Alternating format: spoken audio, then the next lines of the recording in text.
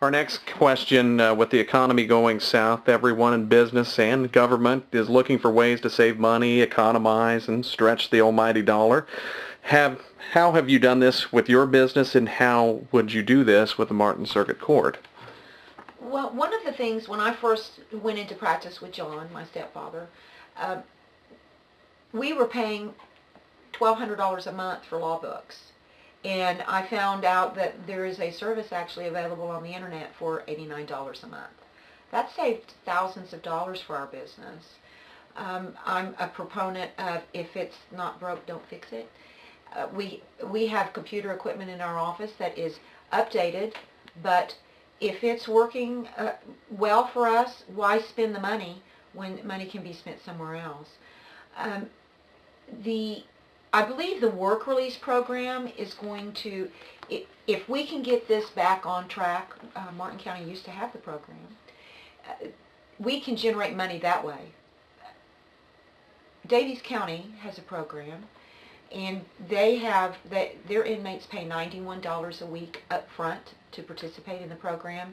If we had just 10 inmates that would participate in the program here, we could generate $50,000 a year just off of that. Du Bois County, for example, from their drug court program and their work release program, they have generated enough income to pay their new security building, their jail, paid that off 5 years early. Their work release program in Du Bois County generates hundreds of thousands of dollars a year. And I believe we can do the same here in Martin County. And our next question, in your opinion, what do you think are the qualities that an ideal judge should possess? Ideally, the judge would have to be hermetically sealed in a mayonnaise jar. The judge is to be fair and unbiased, is supposed to look at strictly the evidence that's brought before her.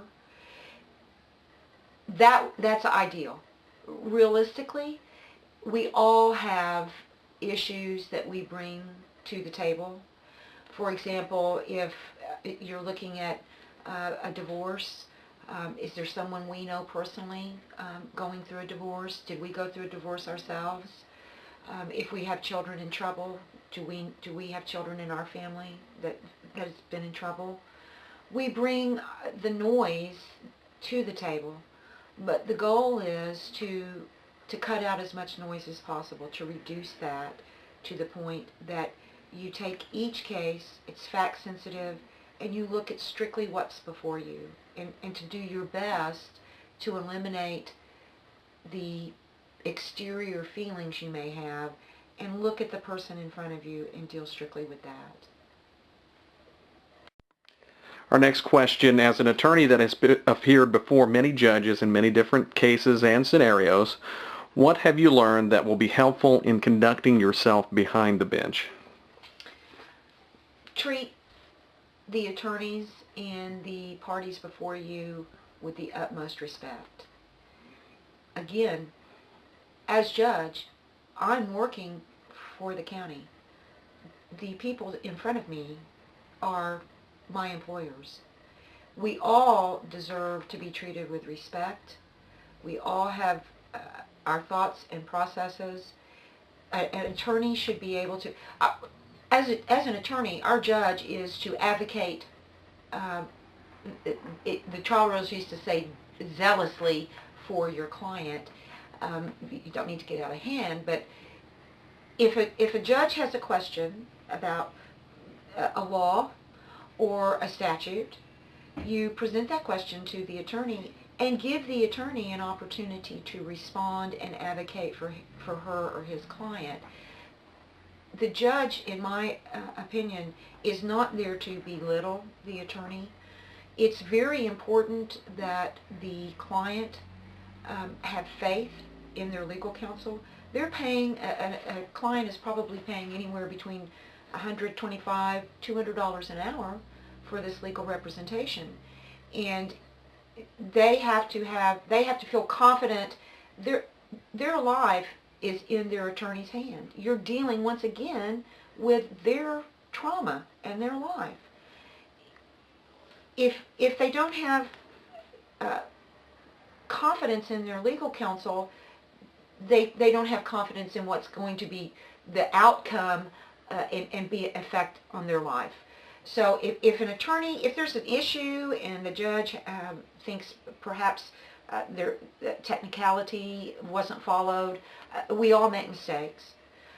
But it would be, in my opinion, the most appropriate to either have counsel approach the bench and see how we can work it out without belittling the legal counsel in front of their clients, or actually take a 5-minute break and take counsel back into chambers, and if there's going to be a real hot discussion, do it outside of the ears of the client.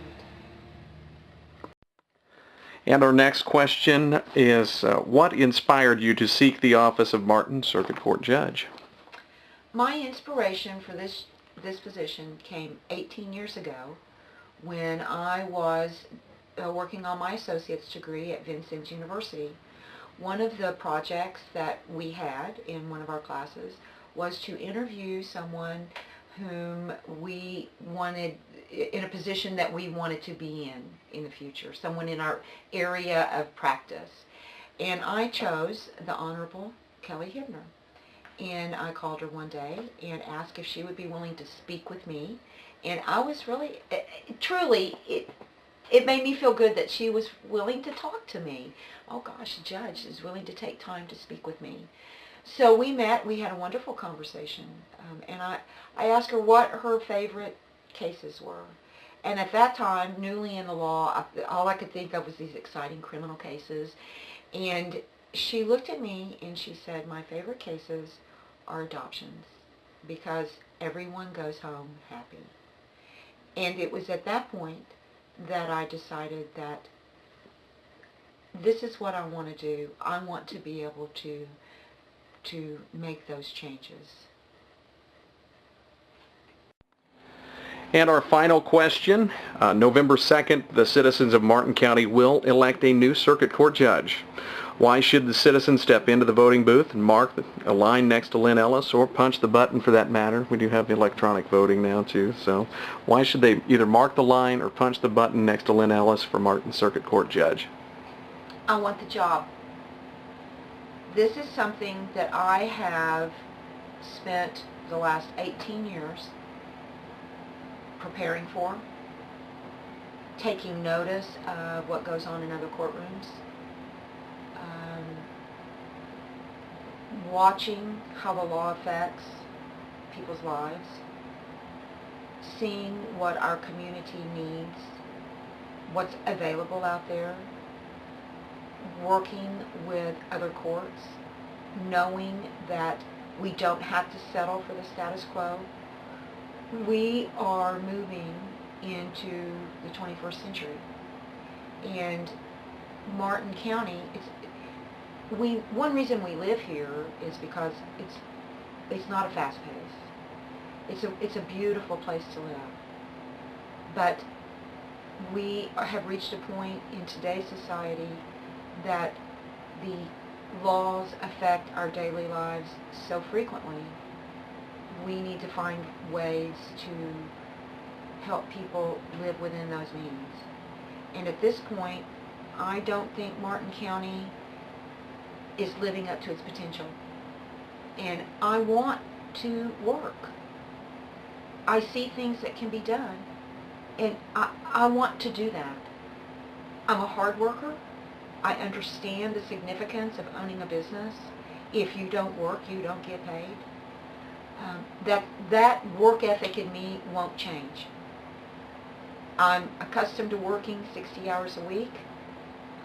People have said, for example, the evening traffic court, well, that won't work. Why not? I have no issue with working in the evening, and neither do my staff.